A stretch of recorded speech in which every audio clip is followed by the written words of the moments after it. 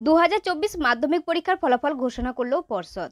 1 থেকে 10-এর মেধা তালিকায় এবারে বাঁকুড়া জেলায় রয়েছে 4 জন ছাত্রছাত্রী। 685 নম্বর পেয়ে বাঁকুড়া জেলার প্রথম এবং রাজ্যে নবম স্থান অধিকার করেছে Arunima Chatterjee, Bankura mission girls high স্কুলের ছাত্রী। খুবই ভালো লাগছে, মানে এটা বলে বোঝানো যাবে না, এত ভালো লাগছে।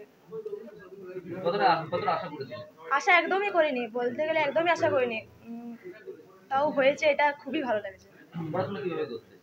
পড়াশোনা তেমন কোনো ফিক্সড টাইমও ছিল না, ফিক্সড রুটিনও ছিল না, যেটুকু টিউশনের মাঝে টাইম পেতাম ওইটুকুই পড়তাম। পড়াশোনা ছাড়া গল্প বই পড়তে মাঝে মাঝে ভালো লাগে, কিন্তু তেমন কিছু পড়াশোনা ছাড়া করার টাইম পেতাম না। হ্যাঁ, আর তেমন যে পড়তাম তেমন না, এমনি ঘুরে বেড়াতে ভালো লাগে। মা বাবাকে, কারণ সাপোর্ট তো মা বাবাই করেছে সব থেকে বেশি। যখন কেউ পাশে থাকে না তখন তো মা বাবাই পাশে থাকে।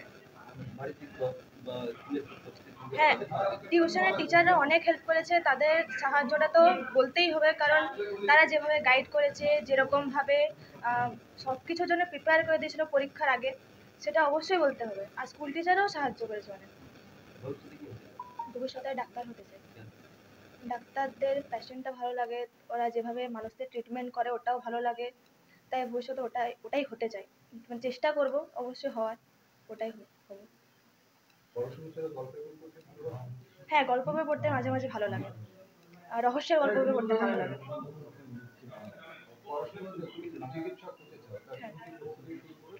হ্যাঁ, সায়েন্স নিয়ে পড়া শুরু করেছি, সায়েন্স স্ট্রিমটা নেব 11-এ, তার জন্য প্রিপারেশন শুরু করেছি। অরুণিমা চ্যাটার্জি। জেলায় দশম স্থান অধিকার করেছে 3 জন ছাত্র। 684 নম্বর পেয়ে দশম স্থান অধিকার করেছে সৌমিক দত্ত, বাঁকুড়া জেলা স্কুলের ছাত্র। 684 পেয়ে দশম স্থান অধিকার করেছে সৌমিক খা, তালডাংরা ফুলমতি হাই স্কুলের ছাত্র। এবং 684 নম্বর পেয়ে দশম স্থান অধিকার করেছে সৌম্যদীপ মণ্ডল, সৌম্যদীপ ওয়ার্ড রায়পুর হাই স্কুলের ছাত্র। আমাদের ক্যামেরার মুখোমুখি হয়েছিলেন সৌভিক দত্ত, কি বলছেন তিনি শুনুন। শুভেচ্ছা, অভিনন্দন। কিভাবে পড়াশোনা করতেন?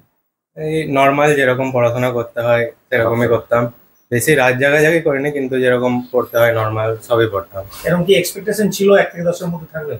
ভালো পরীক্ষা হয়েছিল, এরপর এক্সপেক্ট ছিল 670-এর উপরে, এরকম হয়েছে, ভালো লাগছে। এরপর কি ইচ্ছা রয়েছে তোমার? এরপর নিট দেব, ডক্টর হওয়ার ইচ্ছা। কেন ডাক্তার হতে চাও? ভালো লাগছে। বাবা মা কি ইচ্ছাই রয়েছে ডাক্তার হওয়ার? হ্যাঁ। আইএএস বা আইপিএস হতে চাইছো না? না। কেন? আমার মানে ওই সাবজেক্ট গুলো অত পড়তে অত ইচ্ছা হয় না। কিভাবে পড়াশোনা করতে? যেরকম সকালবেলায় উঠে যেরকম পড়াশোনা বা টিউশন থেকে যেতাম, এসে আবার পড়াশোনা, আবার রাতেও যেরকম পরপর করতে হয় যেগুলো নর্মাল, সেরকম পড়াশোনা করতাম। ভালো রেজাল্টের পিছনে কার অনুপ্রেরণা বেশি? বাবা মার অনুপ্রেরণা, স্যারেরা সবাই অনুপ্রেরণা দিয়েছিল। কি ভালো লাগে পড়াশোনার পাশাপাশি? ক্রিকেট মানে সব থেকে ভালো লাগে। আইপিএল দেখছি? হ্যাঁ, বিরাটকে ফেভারিট, আর ফুটবলও দেখি মাঝে মাঝে।